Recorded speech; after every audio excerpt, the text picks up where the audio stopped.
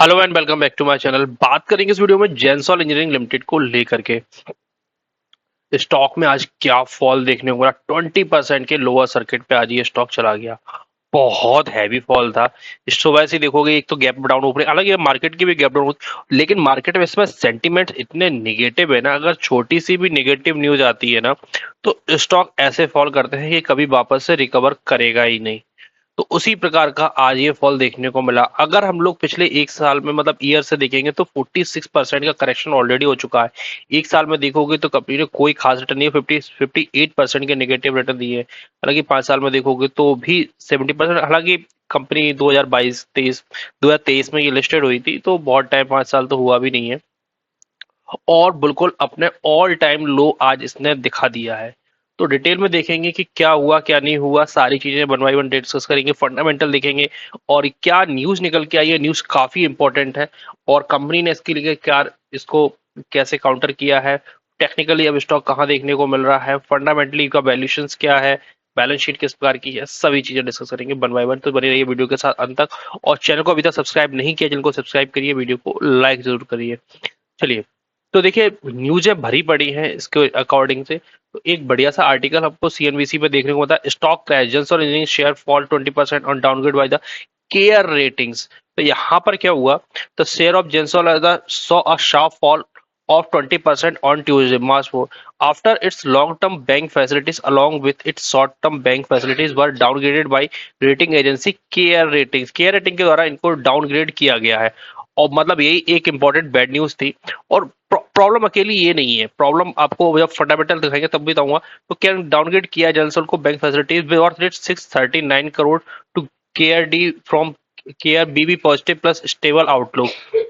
Additionally, other long-term, short-term bank facilities 76 crore have been downgraded to Care D। तो इस प्रकार से इनकी जो रेटिंग्स हैं वो डाउनग्रेडेड कर दी गई हैं। और ये हुआ क्यों है? The rating action is in line with the CARE policy of the default recognition note set Gensol liquidity remains poor. पढ़ते जाना, liquidity remains poor as reflected by the ongoing delay in debt services। CARE road not it. Company like in IREDA, जो आप लोग देखे होंगे, इसमें भी अच्छा खासा फॉल देखना।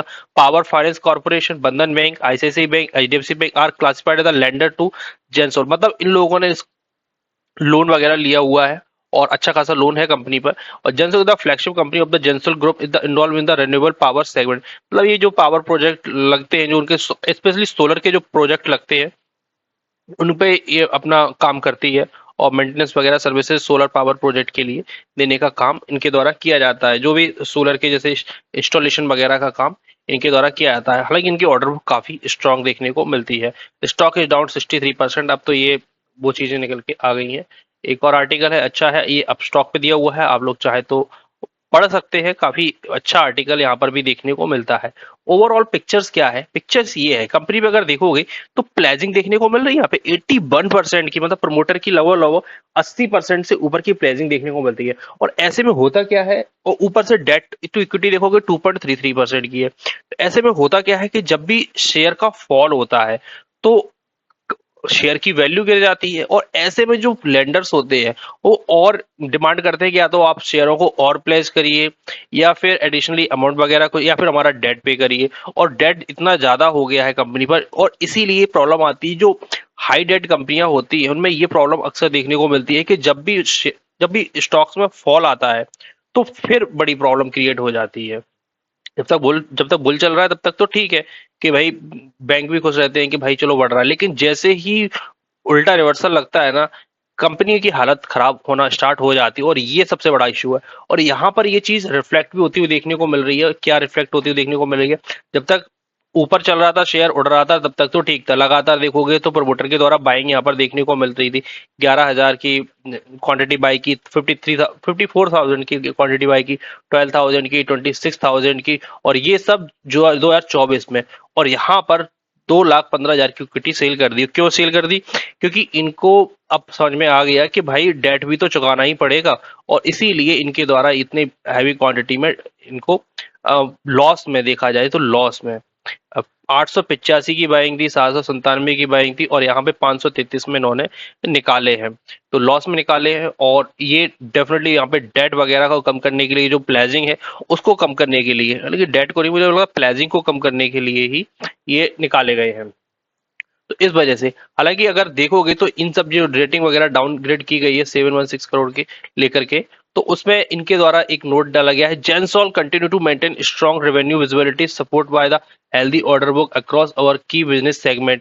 We have also undertaken multiple initiatives aimed to strengthen our balance sheet. Balance sheet को लगातार स्ट्रेंथन करने के लिए काम कर रहे हैं, including focusing efforts towards debt reduction and optimising working capital. We remain in the confident in the long-term growth potential of the business and are committed to creating the sustainable value for all our stakeholders. Furthermore, we will regularly keep our stakeholder informed about the business development.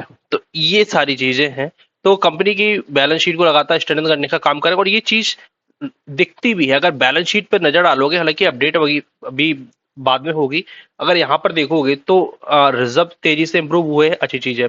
यहाँ पर date देखोगे तो date company पे करने का try कर रही है। अगर 2 क्वार्टर में भी देखोगे तो 76 करोड़ और 47 का बड़े अमाउंट, मतलब जो डेट को बहुत तेजी से पे करने की तरफ देखने को मिल रहा है। और यहाँ पर अच्छी चीज क्या थी, ग्रोथ तो देखने को डेफिनेटली मिल रही है, अच्छी खासी ग्रोथ यहाँ पर देखने को मिल रही है, लेकिन जो पैट निकल के आता था वो डाउन निकल के आया था। क्यों? क्योंकि यहाँ पर जो जो डेट का इशू था वही एक बड़ा कंसर्न का इशू भी था, कि डेट लगातार जो बढ़ रहा था उसको पे करने के लिए बड़े अमाउंट में इन्होंने इंटरेस्ट कॉस्ट पे की है। लेकिन प्रॉब्लम क्या थी? प्रॉब्लम ये थी कि जो ये वाला क्वार्टर था इसमें मार्जिन देखो कि 20% की। और ये क्यों था? क्योंकि इन्होंने, इन कंपनी के द्वारा जो पुराने जो थे, जो पुराने प्रोजेक्ट थे, उनको लेट हो गए, और लेट होने से क्या हुआ, उनकी जो वर्किंग कैपिटल थी वो बढ़ गई। तो इस वजह से यहाँ पर थोड़े से मार्जिन में ड्रॉप देखने को मिला। और पिछली बार जहाँ 29% के मार्जिन थे, इस बार सिर्फ 20% के मार्जिन देखने को मिले। ये होता है कि अगर आप टाइम पे अपने प्रोजेक्ट पूरे नहीं करते हैं तो आपको यहाँ पर मार्जिन देखने को मिलते हैं, क्योंकि लगातार जैसे टाइम बढ़ता है तो आपका जो इनपुट कॉस्ट है वो बढ़ता हुआ देखने को मिलता है।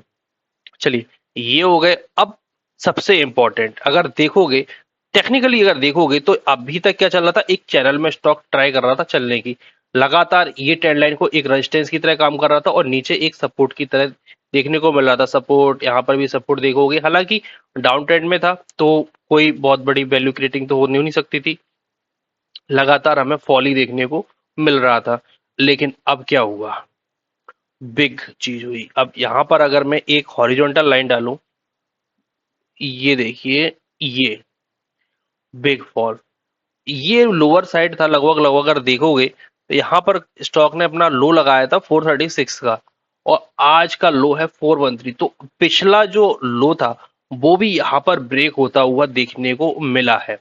ये बहुत बड़ी बड़ी चीज है। अब यहाँ पर देखोगे एक चैनल में था और यहाँ से फॉल देखने को मिला, तो ये फॉल मुझे लग रहा है कि आने वाले टाइम में ये 300 के प्राइस के नियर इसको न ले जाता हुआ देखने को मिले। और स्टॉक में कोई छोटा मोटा फॉल नहीं हुआ है, नंबर्स बढ़े ही ठीक है, लेकिन फॉल अगर देखोगे तो ऑल टाइम हाई से लगभग लगभग स्टॉक 70% के आसपास तक करेक्ट हो चुका है।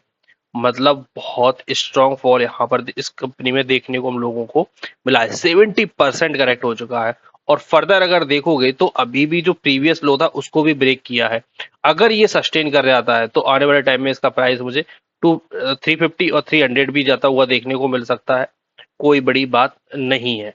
आप लोगों का क्या व्यू है जेंसॉन इंजीनियरिंग को लेकर के? आप लोग अपने व्यूज कमेंट बॉक्स में जरूर बताइए। किसी भी निवेश से पहले अपने फाइनेंशियल एडवाइजर की सलाह जरूर ले। मिलते हैं अगली वीडियो में, तब तक के लिए धन्यवाद।